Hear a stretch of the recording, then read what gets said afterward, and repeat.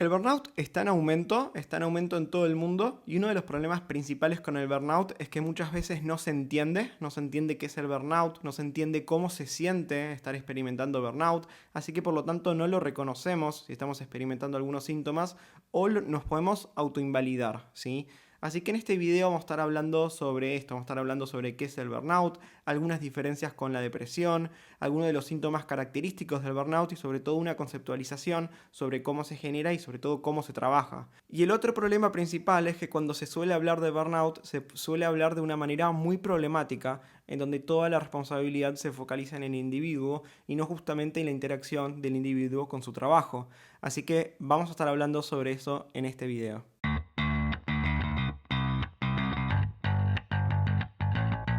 Esto es un episodio de Psicoeducando, un podcast que habla sobre salud mental desde la psicología basada en evidencia. Y la idea de este podcast es poder brindar recursos que estén basados en psicología científica porque no hay tanta información disponible basada en psicología científica. Así que, como decíamos, empecemos entonces hablando sobre el burnout. Uno de los problemas principales al hablar de burnout es que cuando nos imaginamos una persona que puede estar experimentando el síndrome del burnout, que tiene que ver con la cronificación del estrés laboral y cuáles son las consecuencias de este estrés laboral, podemos estar imaginando una visión muy exagerada del síndrome, ¿sí? Podemos imaginar una persona que parece le está cayendo el pelo, que no puede dormir, que está trabajando todo el día. Y si nosotros estamos experimentando algunos síntomas de burnout, pero que no llegan a esa intensidad, podemos postergar el tomar en serio nuestros propios síntomas hasta que de repente nos empiece a pasar algo de esto, ¿sí? Hasta que de repente llegue a un nivel que el malestar sea tan grande que terminemos consultando con el psicólogo, con el psiquiatra, con el médico. Y esto es algo que pasa, ¿sí? Esto tiene que ver con desconocer en realidad cómo se manifiesta el burnout y cuáles son algunos indicadores y algunas señales de burnout y lo que se llama la autoinvalidación, ¿sí? Y el burnout oculto. Hay estudios que señalan que por ahí hasta el 40% de los trabajadores en salud mental pueden estar experimentando burnout. Y el burnout no es algo únicamente característico para trabajadores de salud, sino que el burnout se puede dar en diferentes trabajos y en diferentes profesiones. El burnout tiene que ver con la interacción entre el trabajador y su espacio de trabajo. Muchas personas que pueden estar experimentando burnout pueden notarse que, por ejemplo, están sintiéndose agotadas, que están exhaustas físicamente. Ese es uno de los principales síntomas del burnout, el cansancio físico, pero pueden estar autoinvalidando los síntomas, porque uno de los problemas que ocurren con el burnout es que cuando uno ve su propia vida desde afuera, cuando uno toma perspectiva, puede parecer como si todo en teoría tendría que estar bien. Yo tengo un trabajo estable, el trabajo es de algo que más o menos me gusta, después tengo mi vida familiar, tengo mi pareja, así que yo tendría que estar agradecido o tendría que estar contento de estar teniendo este trabajo. No puedo quejarme, ¿sí? O no merezco quejarme. Eso es una de las creencias, uno de los mensajes que más invisibilizan el burnout. Tenemos esta visión extrema de cómo debe ser estar pasándola mal o cómo lo que debe ser estar experimentando burnout. Así que si yo estoy sintiendo algún síntoma, no lo reconozco. Entonces por eso vamos a hablar un poco sobre cómo es el progreso por lo general en burnout y por qué es importante poder identificarlo. Como decíamos, uno de los primeros síntomas es esta sensación de hartazgo físico, de cansancio, de agotamiento, de fatiga. Es la sensación de que no tengo el nivel de energía suficiente para poder hacerle frente a mis responsabilidades laborales, pero igualmente lo hago, ¿sí? Igualmente hago frente a mis responsabilidades. Puede afectar mi desempeño o no afectarlo, pero tengo esta sensación de fatiga que puede estar afectando también mi vida personal. Puede estar costándome terminar de trabajar o separar mi espacio de trabajo con mi vida personal. Y acá me adelanto un poco, pero esto no tiene necesariamente que ver con un tema individual, no tiene que ver con un tema de uno poder establecer esta diferenciación entre el trabajo y la vida personal, sino que muchas veces podemos estar en un ambiente laboral que realmente no respete estos límites. Y esto repercute, por ejemplo, en un aumento de la irritabilidad. Si uno puede tener mal humor y si ya venía teniendo mal humor, esto se puede intensificar. Y una disminución de la tolerancia a la frustración, tener menos paciencia, estar mucho más cínico con el trabajo en general. Lo que se puede ver es que el burnout es como un continuo, que suele empezar por estos síntomas físicos de agotamiento y después puede conducirnos a síntomas que tienen que ver un poco más con el agotamiento emocional, que acá estamos hablando un poco cuando ya empezamos a hablar de cinismo o de irritabilidad. Una de las características centrales del burnout es empezar a sentirse distanciado emocionalmente de las personas que me rodean, de las personas con quienes estoy trabajando, y se ve afectada mi capacidad de poder empatizar con las otras personas. En un comienzo esto se estudiaba muchísimo en profesiones que tienen que ver con el cuidado, como por ejemplo en salud, en hospitales, y se notaba mucho cuando el burnout avanzaba hasta agotar las capacidades emocionales de empatía. Entonces una persona está trabajando de manera donde puede estar desesperanzado o puede tener visiones fatalistas sobre la inutilidad de mi propio trabajo, sobre que las cosas no van a cambiar o no van a mejorar. Y esto puede repercutir en la manera en que, por ejemplo, en salud se puede trabajar con los pacientes. Un trabajador que está experimentando burnout puede, por ejemplo, estar esperando terminar el día y trabajar rápido con los pacientes, con los consultantes para poder volver a casa a dormir y querer como sacarse de encima del trabajo. Esto se nota muchísimo en estas profesiones en donde uno interacciona con otras personas. Por eso durante un tiempo se creía que el burnout es más específico para profesiones que tienen que ver con el cuidado o con la interacción social. Lo que se sabe hoy en día es que este segundo síntoma que tiene que ver con el agotamiento emocional también está presente en otras profesiones. Por ejemplo, también puede estar presente en profesiones donde uno está frente a una pantalla todo el día sin tanta interacción social, pero ahí este agotamiento o este cinismo se puede percibir un poco más por la sensación de aislamiento, por la sensación de que mi trabajo no tiene un impacto en el resto de la organización o en el resto de la empresa o en el resultado final que el cliente obtiene, y una sensación de desconexión en general con las personas que me rodean. Si algo de esto a uno le está sonando, recomendamos que lo pueda evaluar con un profesional de salud mental, ¿sí? Porque hay inventarios que están muy buenos para poder evaluar burnout, como el inventario de burnout de Maslach, pero es importante que lo pueda evaluar un profesional de salud mental, porque también se puede confundir con otros síntomas que también pueden ser característicos de salud mental.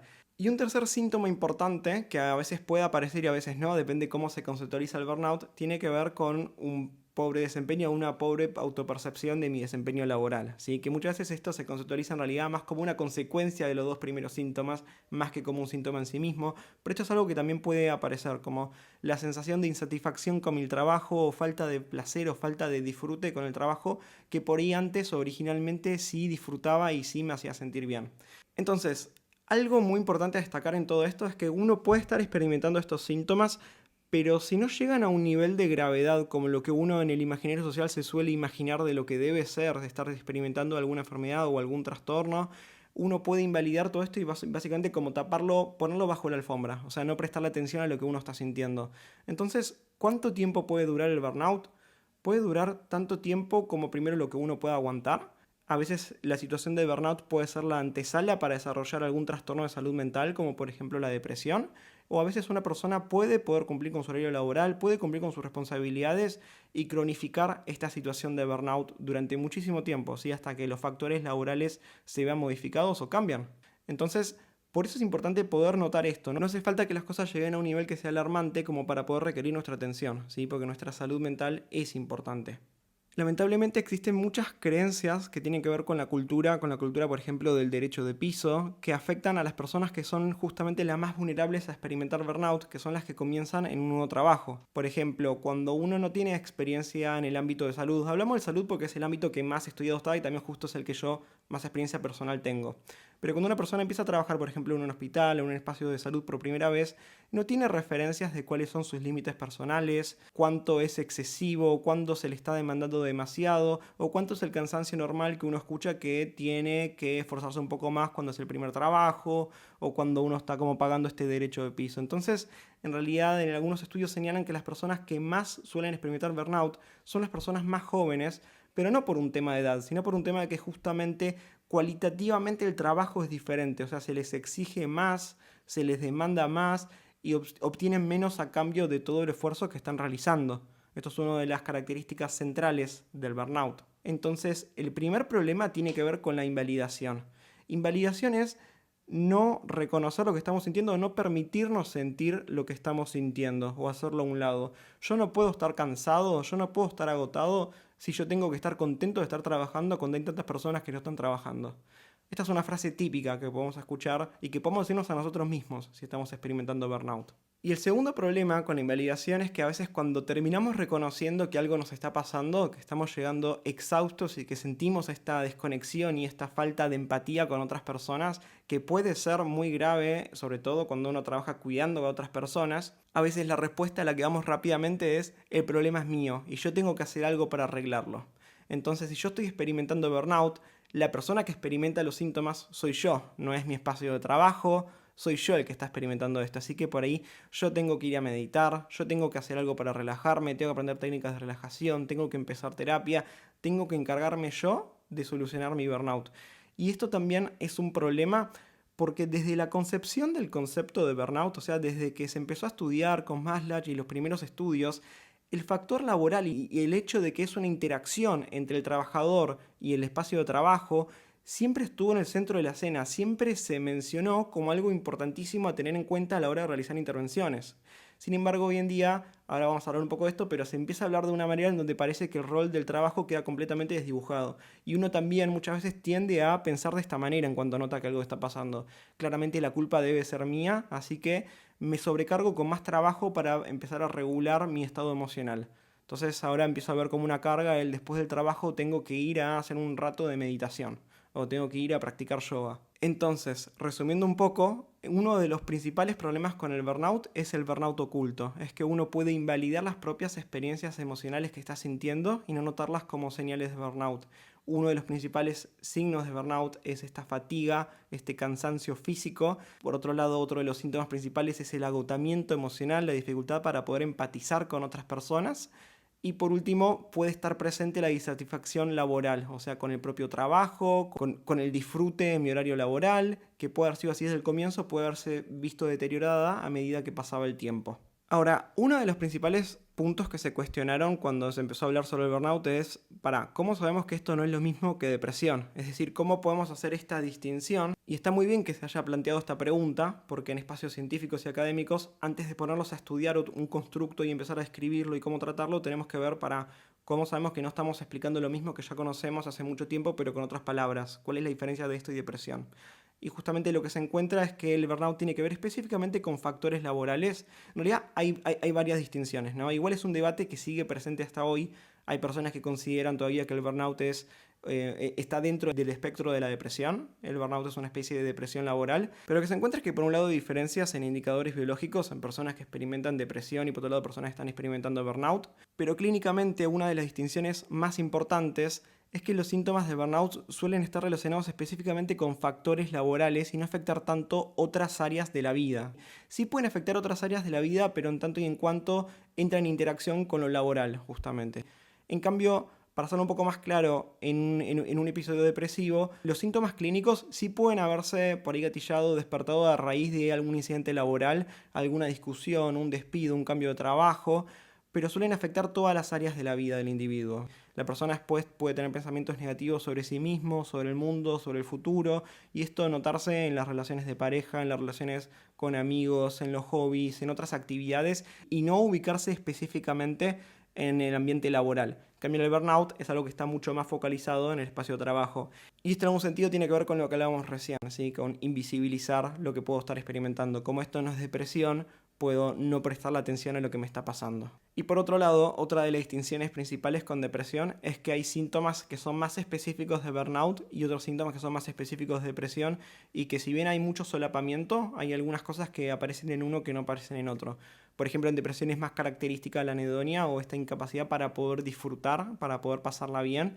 Y en burnout, a ver, si bien pasa que uno está físicamente agotado, después no tiene energía para hacer nada, si una persona con burnout llegara a tener energía para hacer algún hobby, por ejemplo, que antes le gustaba, o llegar a ir a una fiesta, o por ejemplo tiene alguna semana libre en el trabajo y se puede tomar una semana de vacaciones y se puede ir a disfrutar en las vacaciones, por ejemplo, puede disfrutar. O sea, la capacidad de disfrute está ahí. A veces está inhabilitada por justamente el cansancio físico, pero está presente la capacidad de disfrute. Entonces hay algunas diferencias entre depresión y burnout. Así que por eso vale la pena poder hablar y estudiar el burnout. Ahora, ¿cómo se causa el burnout? ¿Cómo se desarrolla y cómo se trata? Ese es un punto del cual queremos hablar y podríamos hablar un poco más en el próximo video, porque en este video queremos hablar en realidad del problema de hablar de este problema, ¿sí? Del problema de hablar de cómo se trata el burnout. Uno de los problemas principales que existen es que hoy en día se está empezando a poner un poco más de moda el burnout, se está empezando a hablar un poco más en espacios de trabajo, a veces hay charlas, hay mails informativos, viene algún invitado a hablarnos sobre el burnout y el estrés laboral, pero la manera en la que se encara es hasta medio perverso en algún punto, ¿sí? Porque se transgiversa totalmente el concepto central del burnout, que tiene que ver con la interacción entre el individuo y los factores laborales. Es decir, acá hay una interacción entre diferentes actores que generan el contexto que fomenta el burnout. Y la manera en que se habla en los espacios de trabajo muchas veces es: el burnout es algo que te está pasando a vos, es un síntoma que puedes vos estar experimentando, así que sos vos el que tiene que ir a hacer algo para arreglarlo. Entonces nosotros desde este espacio de trabajo, mirá lo bueno que somos, que por ahí te damos una aplicación de meditación para que te puedas descargar, o te recomendamos que vayas a tal lado para practicar yoga, pero básicamente se invisibiliza el rol que tienen los factores laborales, es decir, el contexto laboral que puede estar generando un clima de burnout, muchas veces no se trabaja y no se modifica. Entonces la persona sigue experimentando burnout todo el día y después se va con la sensación de que encima esto es algo que tengo que arreglar yo y tengo que ir yo a trabajarlo. Así que en este video, antes de empezar a hablar un poco sobre algunas estrategias o recursos que podemos utilizar para lidiar con el burnout, nos parece muy importante primero hablar de esto, de la filosofía, desde de qué lugar se va a encarar el trabajo en burnout. En términos muy sencillos, el burnout muchas veces puede ocurrir cuando una persona puede sentir pasión por su trabajo, puede genuinamente estar interesado en su vocación, pero experimenta muchísimas barreras y obstáculos de manera sistemática, o sea, el sistema está involucrado acá, que interfieren en que la persona pueda desarrollar su función como le gustaría desarrollarla. Es decir, hay un rol sistemático del espacio de trabajo que se puede manifestar de un montón de maneras. Puede manifestarse a través de cargas laborales excesivas, jornadas excesivamente largas, tareas que tienen poco sentido y poco que ver con la función de uno, roles no bien delimitados. Hay un montón de factores sistemáticos que pueden empezar a generar esta discrepancia entre el esfuerzo que yo realizo, entre las expectativas que yo tengo como resultado de mi esfuerzo en este trabajo y lo que finalmente obtengo, la recompensa que yo obtengo como fruto de mi esfuerzo. Para ponerlo un poco más claro, vamos a hablar de ejemplos concretos y ejemplos reales, ¿sí? Una persona, por ejemplo, puede estar experimentando burnout cuando está en el rol de cuidador de algún familiar que puede estar experimentando una enfermedad como puede ser el cáncer. La persona que está en el rol de cuidador puede esforzarse un montón, puede hacer sus mejores esfuerzos, puede tener expectativas, por ejemplo, de poder curar la enfermedad, y esto puede no pasar, ¿sí? Esto es algo que puede exceder el control de la persona. Esta situación en donde las expectativas de uno son de cierta manera y el resultado que se obtiene son diferentes, es el tipo de contexto que genera esta experiencia de burnout. Esto puede darse en espacios de trabajo. Uno puede tener las expectativas y sistemáticamente el trabajo puede no generar los mecanismos en donde pueda haber los resultados de mi esfuerzo. Entonces es ridículo no hablar de la parte laboral cuando hablamos del burnout. Es ridículo llamar a un coach o a alguna persona, un psicólogo que nos hable específicamente de la parte de relajación o la parte de meditación y no tanto hablar de la organización o qué factores pueden estar involucrados a nivel organizacional que están causando este clima laboral en los trabajadores, para que dentro del propio espacio de trabajo se puedan cambiar algunas cuestiones para no generar este clima de burnout. Algo que se encuentra es que hay intervenciones que son muy efectivas, ¿sí? O sea, todo lo que estuve nombrando es muy efectivo, ¿eh?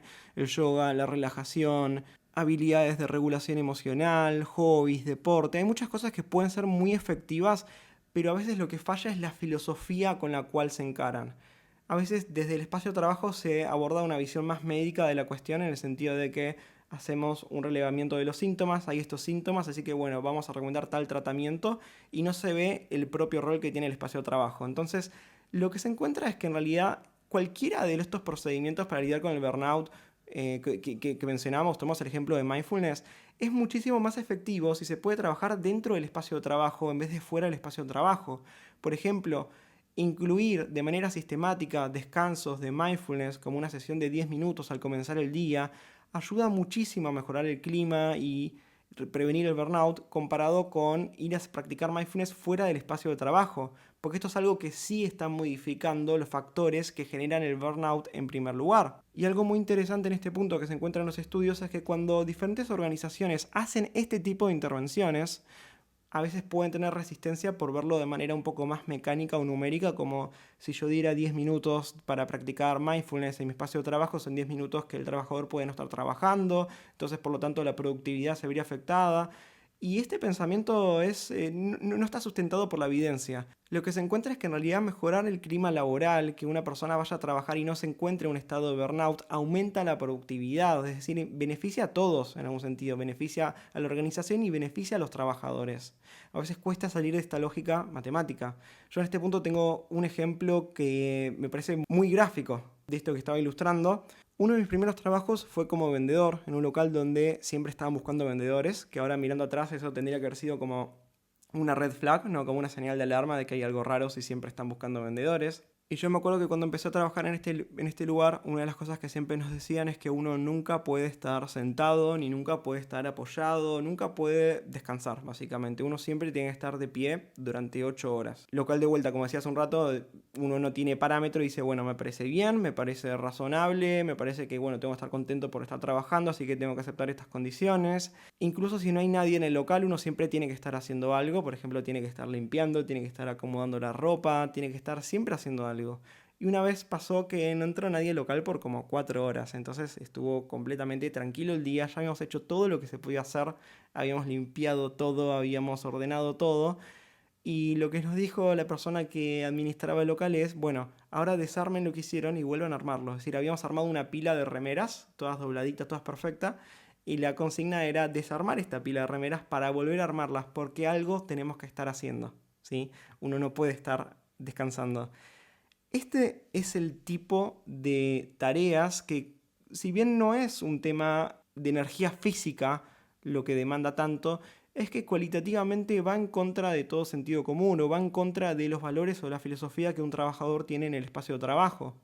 Este es el tipo de tareas, el tipo de mecanismos sistemáticos que se pueden encontrar en lugares de trabajo que tienen que modificarse para poder prevenir el burnout. O tomando un ejemplo un poco más claro que esté pasando hoy en día, podemos hablar de la situación con los trabajadores de salud que trabajan con personas con discapacidad. Esto es algo que, bueno, también me pasó a mí de manera directa, le está pasando a personas que yo conozco de manera directa, que es que hay personas que están trabajando desde todo el año al cuidado de personas con discapacidad y todavía no cobraron su sueldo, ¿sí? Estamos ya en septiembre, o sea, ya pasó más de la mitad del año. Imagínense ustedes si todavía no hubieran cobrado ni un peso por todo lo que trabajaron en todo este año.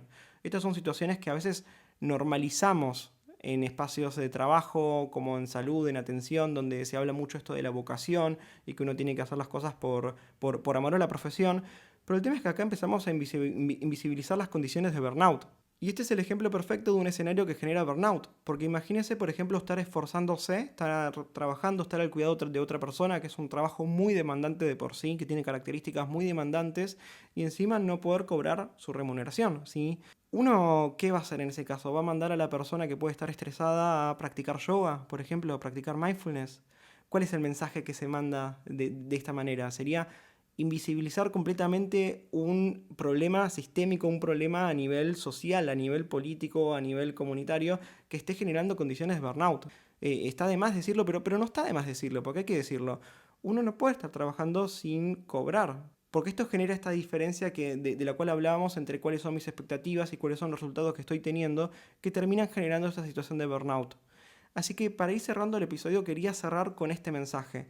El burnout tiene que ver con interacciones entre el trabajador y el espacio de trabajo. Y si bien hoy en día se habla muchísimo de lo que uno puede hacer como individuo para lidiar con el burnout, es importante no invisibilizar estas otras cuestiones. Es importante notar que por más recursos que uno tenga para hacerle frente a una situación, hay situaciones que son sistemáticamente generadoras de burnout y que no dependen de uno y que la culpa o la responsabilidad no yace en una persona.